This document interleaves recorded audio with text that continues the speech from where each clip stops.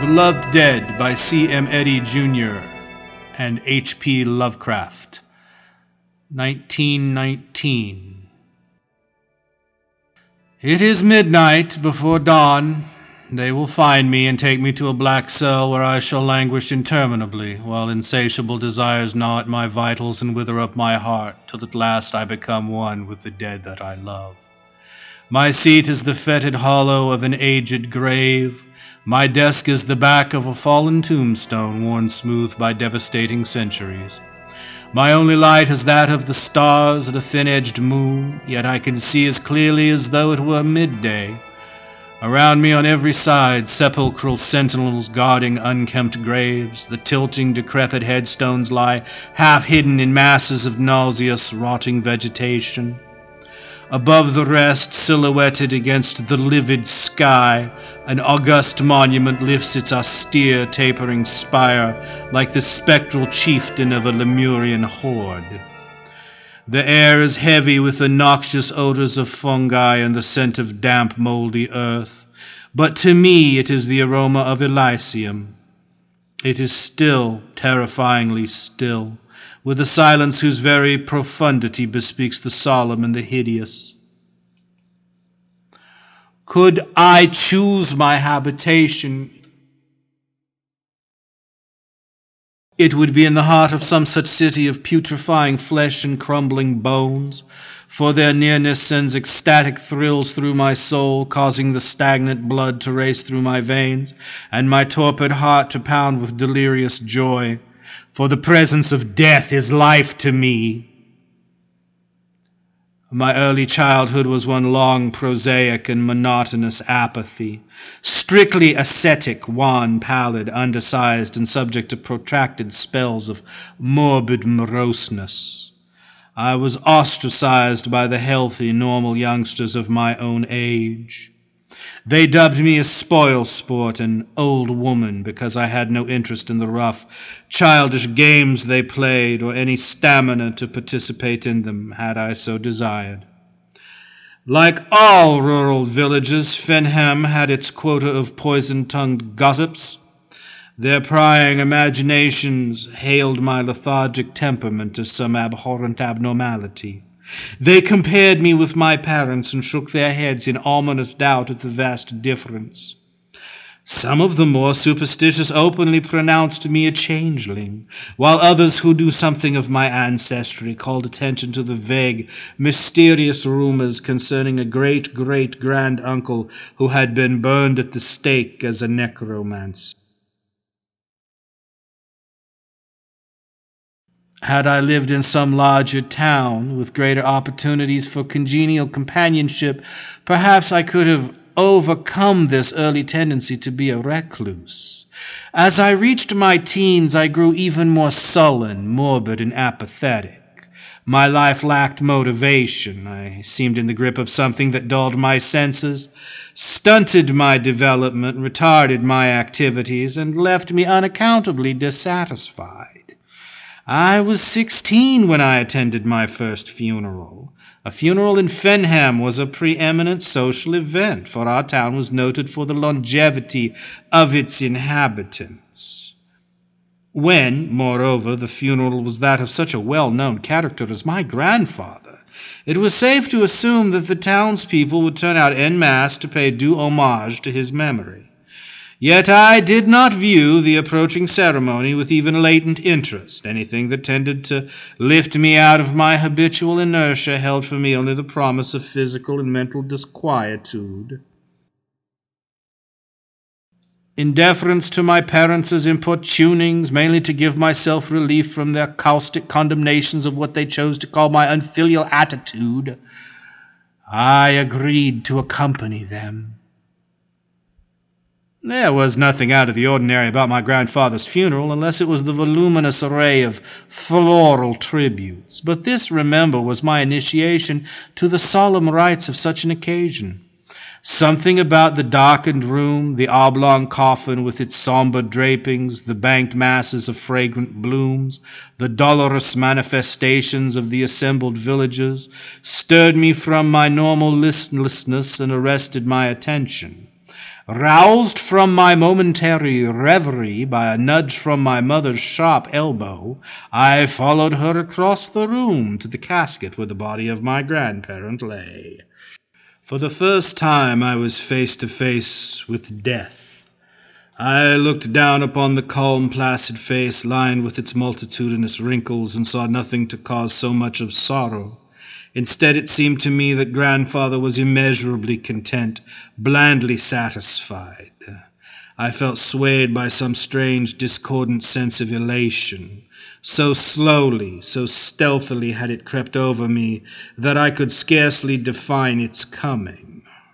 As I mentally review that portentous hour, it seems that it must have originated with my first glimpse of that funeral scene, silently strengthening its grip with subtle insidiousness. A baleful, malignant influence that seemed to emanate from the corpse itself held me with magnetic fascination.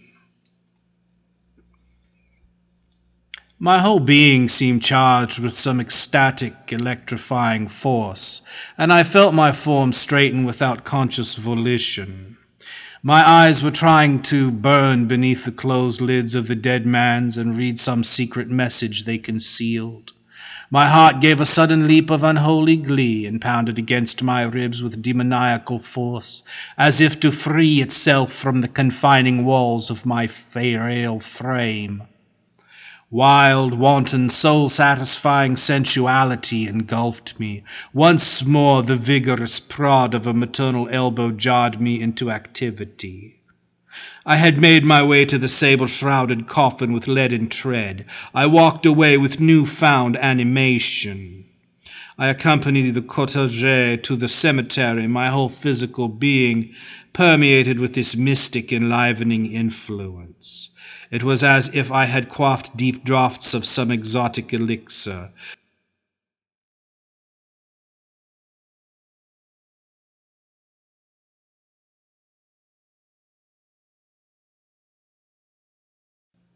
Some abominable concoction brewed from blasphemous formulae in the archives of Belial.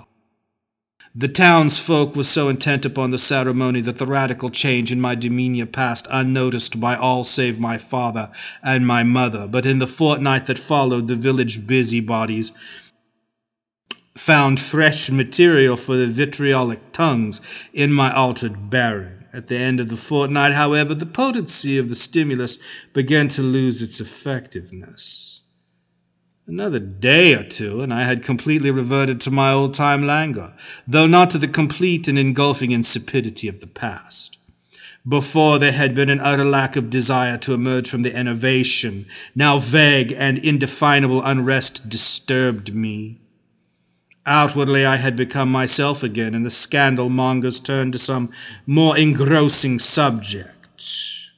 Had they even so much as dreamed the true cause of my exhilaration, they would have shunned me as if I were a filthy, leprous thing.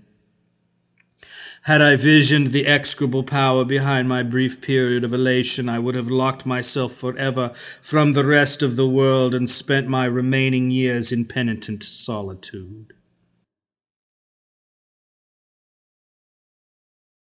Tragedy often runs in trilogies, hence, despite the proverbial longevity of our townspeople, the next 5 years brought the death of both parents. My mother went first in an accident of the most unexpected nature, and so genuine was my grief that I was honestly surprised to find its poignancy mocked and contradicted by that almost forgotten feeling of supreme and diabolical ecstasy. Once more my heart leaped wildly within me. Once more it pounded at trip-hammer speed and sent the hot blood coursing through my veins with meteoric fervor. I shook from my shoulders the harassing cloak of stagnation, only to replace it with the infinitely more horrible burden of loathsome, unhallowed desire. I haunted the death chamber where the body of my mother lay, my soul athirst for the devilish nectar that seemed to saturate the air of the darkened room. Every breath strengthened me, lifted me to towering heights of seraphic satisfaction. I knew now that it was but a sort of old rugged delirium which must soon pass and leave me correspondingly weakened by its malign power. Yet I could no more control my longing than I could untwist the Gordian knots in the already tangled skein of my destiny. I knew, too, that through some strange satanic curse my life depended upon the dead for its motive force, that there was a singularity in my make-up which responded only to the awesome presence of some lifeless clod. A few days later, frantic for the bestial intoxicant on which the fullness of my existence depended, I interviewed Fenim's sole undertaker and talked him into taking me on as a sort of apprentice. The shock of my mother's demise had visibly affected my father. I think that if I had broached the idea of such outre employment at any other time, he would have been emphatic in his refusal. As it was, he nodded acquiescence after a moment's sober thought. How little did I dream that he would be the object of my first practical lesson! He, too, died suddenly, developing some hitherto unsuspected heart affliction. My octogenarian employer tried his best to dissuade me from the unthinkable task of embalming his body. Nor did he detect the rapturous glint in my eyes as I finally won him over to my damnable point of view. I cannot hope to express the reprehensible, the unutterable thoughts that swept in tumultuous waves of passion through my racing heart as I labored over the lifeless clay. Unsurpassed love was the keynote of these concepts, a love greater, far greater than any I had ever borne him while he was alive. My father was not a rich man, but he had possessed enough of worldly goods to make him comfortably independent. As his sole heir, I found myself in rather a paradoxical position. My early youth had totally failed to fit me for contact with the modern world. Yet the primitive life of Fenham, with its attendant isolation, palled upon me. Indeed, the longevity of the inhabitants defeated my sole motive in arranging my indenture. After settling the estate, it proved an easy matter to secure my release, and I headed for Bayborough, a city some 50 miles away. Here my year of apprenticeship stood me in good stead. I had no trouble in establishing a favorable connection as an assistant with the Gresham Corporation, a concern that maintained the largest funeral parlors in the city. I even prevailed upon them to let me sleep upon the premises, for already the proximity of the dead was becoming an obsession. I applied myself to my task with unwonted zeal. No case was too gruesome for my impious sensibilities, and I soon became master at my chosen vocation. Every fresh corpse brought into the establishment meant a fulfilled promise of ungodly gladness, of irreverent gratification, a return of that rapturous tumult of the arteries which transformed my grisly task into one of beloved devotion. Yet every carnal satiation exacted its toll.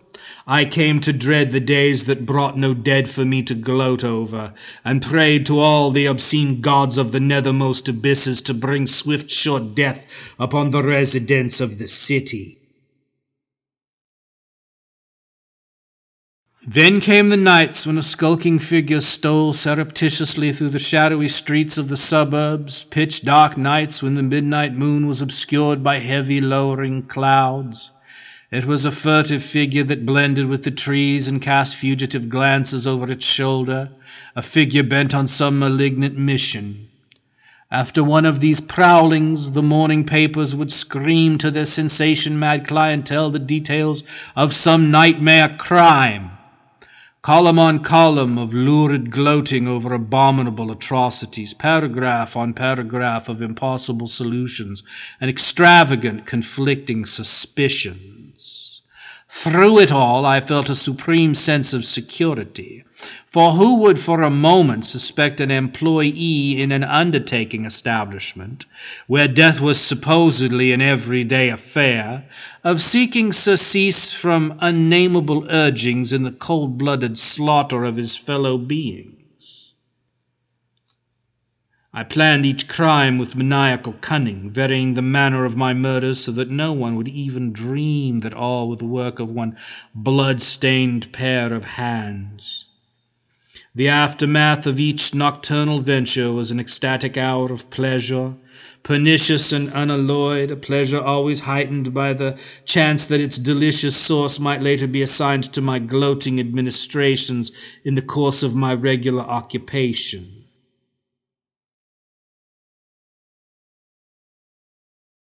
Sometimes that double and ultimate pleasure did occur, O rare and delicious memory!